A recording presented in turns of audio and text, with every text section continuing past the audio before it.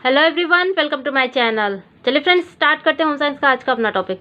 आज के सेशन में हम लोग डिस्कस करेंगे बजट के बारे में। ठीक है, मैनेजमेंट का बहुत ही इंपॉर्टेंट पॉइंट है बजट। इसमें क्या है कि कुछ चीज़ें आपको देखिए फ्रेंड्स याद करनी पड़ेगी। अभी तक मैंने कहा कि मैनेजमेंट में ज़्यादा चीज़ें समझने की ज़रूरत है, लेकिन बजट में है कि थोड़ी बहुत चीज़ें आपको याद करनी पड़ेंगी, बाकी चीज़ें आप लोग समझिएगा। ठीक है, तो याद करने वाली चीज़ों को आप लोग याद करिएगा। चलिए, सबसे पहला पॉइंट है हमारा पारिवारिक बजट का संबंध किससे होता है। यानी पारिवारिक बजट किससे संबंधित होता है, तो हमारे परिवार की अर्थव्यवस्था से। ठीक है, परिवार की अर्थव्यवस्था से पारिवारिक बजट का संबंध होता है। नेक्स्ट है हमारा पारिवारिक बजट में सम्मिलित होता है। पारिवारिक बजट में क्या सम्मिलित होता है, तो आय और व्यय।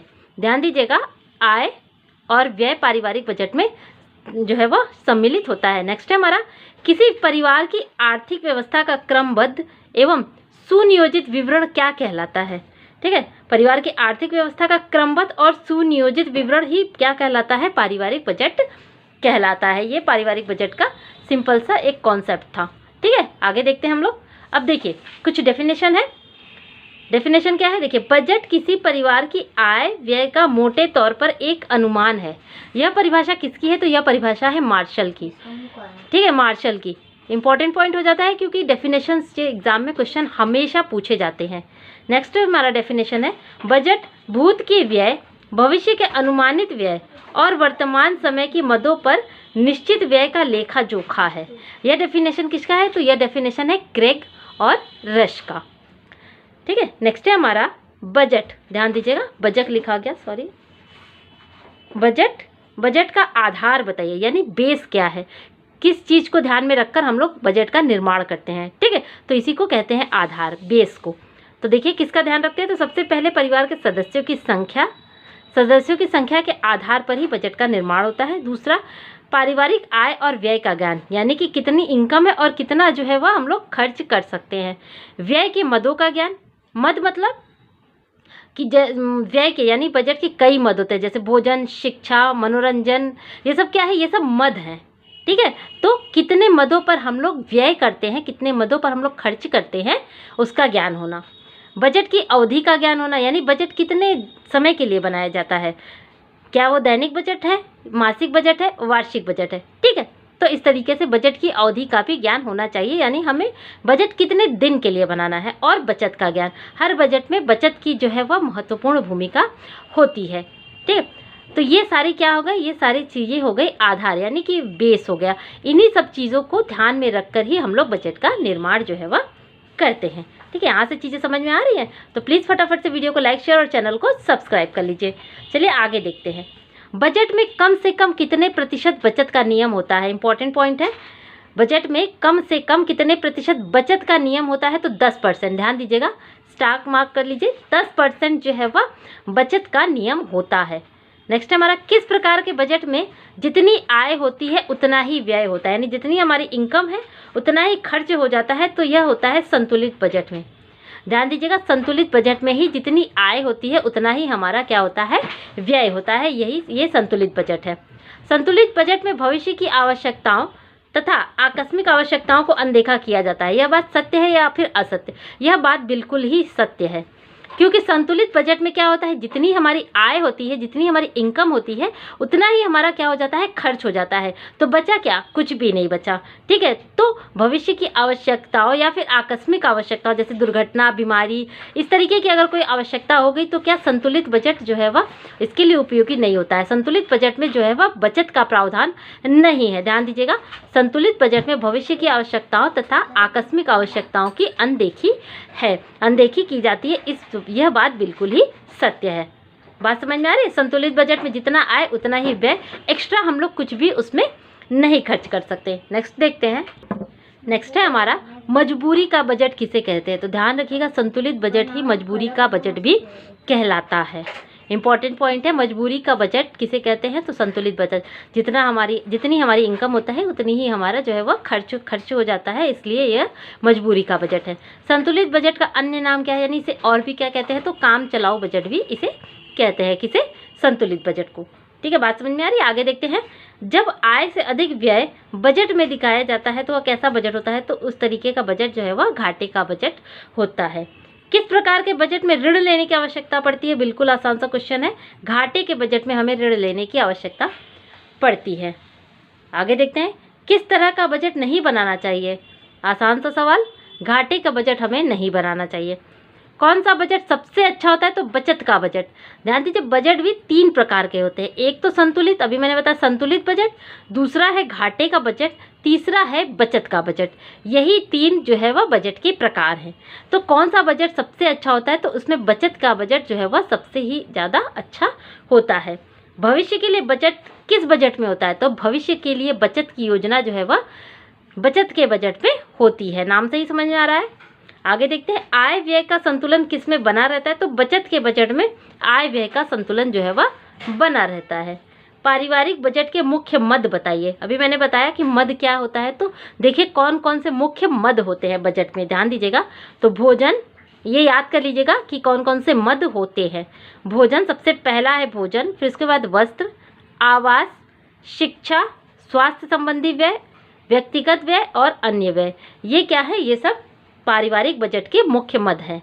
ठीक है, मुख्य मद सबसे ज़्यादा इंपॉर्टेंट मुख्य मद में कौन कौन से? तो भोजन, वस्त्र और आवास, शिक्षा, स्वास्थ्य संबंधी और व्यक्तिगत व्यय। ये क्या है? 5 तो बहुत ही इंपॉर्टेंट है क्योंकि 5 मुख्य मद है, बाकी ये अन्य मद है।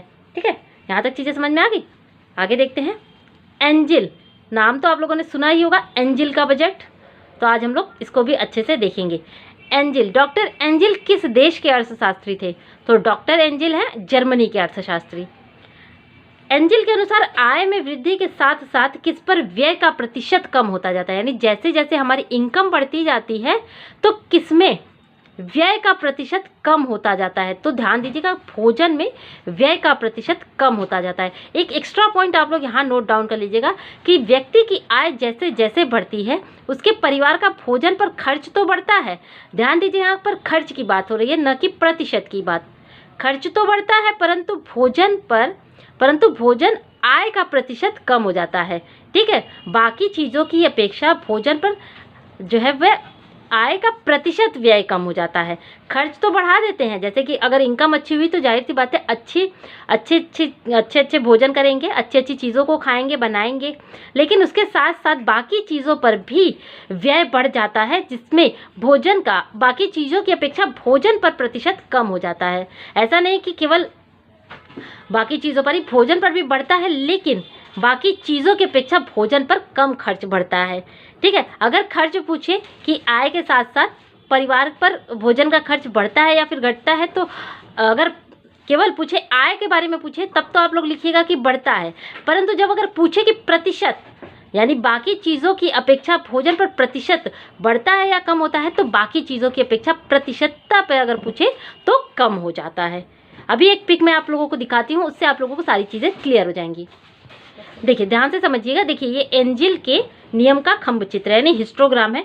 इन्होंने देखिए 3 वर्ग पर अध्ययन करके अपने बजट का प्रावधान बनाया है। कौन कौन से वर्ग है? तो धनी वर्ग, मध्यम वर्ग और मजदूर वर्ग। ठीक है, चीज़ें क्लियर दिख रही है? तो धनी वर्ग, मध्यम वर्ग और मजदूर वर्ग, इन वर्ग को ध्यान में रखकर एंजिल ने अपने बजट का नियम जो है वह दिया है। तो ध्यान दीजिए कि भोजन पर सबसे ज़्यादा प्रतिशत में कौन व्यय करता है? तो मजदूर वर्ग। मजदूर वर्ग सबसे ज़्यादा भोजन में जो है वह व्यय करता है। धनी वर्ग सबसे कम। अपनी आय का जो है वह 60% मजदूर वर्ग करते हैं, जबकि धनी वर्ग कितना करते हैं? तो 50%। ध्यान दीजिएगा, 50% अपनी आय का, बाकी चीज़ों पे ज़्यादा खर्च करते हैं। ऐसा नहीं है कि भोजन पे खर्च नहीं करते हैं, लेकिन प्रतिशत में जो है वो मजदूर वर्ग खाने की चीज़ों पर ज़्यादा खर्च करते हैं अपनी आय के अकॉर्डिंग। ठीक है, नेक्स्ट देखिए, भोजन पर हो गया। वस्त्र पर तीनों ही बराबर है, 18%।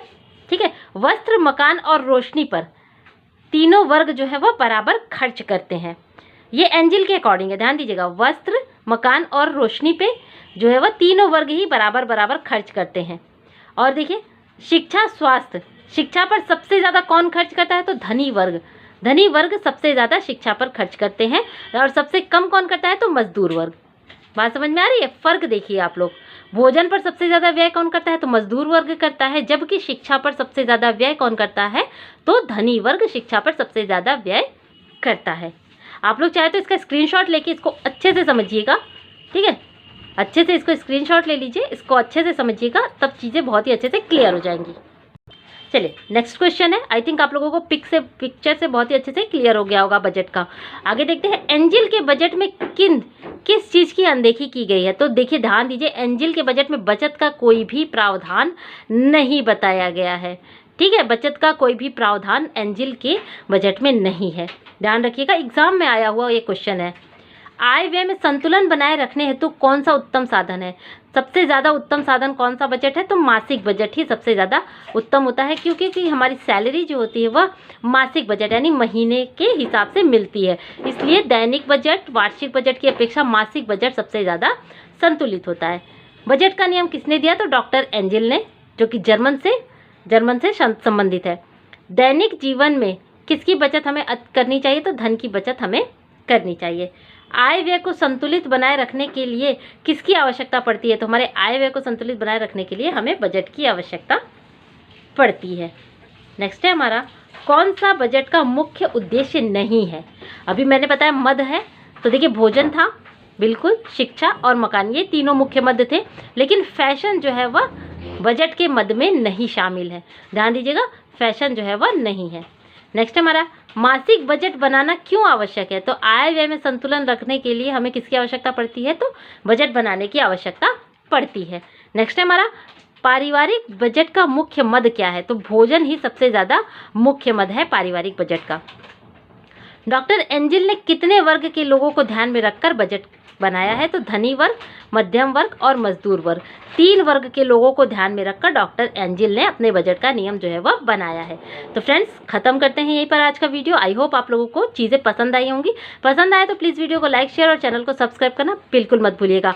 होम साइंस के इंपॉर्टेंट वीडियो आप लोगों को यहाँ पर जो है वह टाइम टू टाइम प्रोवाइड किए जाएंगे, बस आप लोग इस चैनल से जुड़े रहिए। मिलते हैं फिर अपने नेक्स्ट वीडियो में, तब तक के लिए थैंक यू।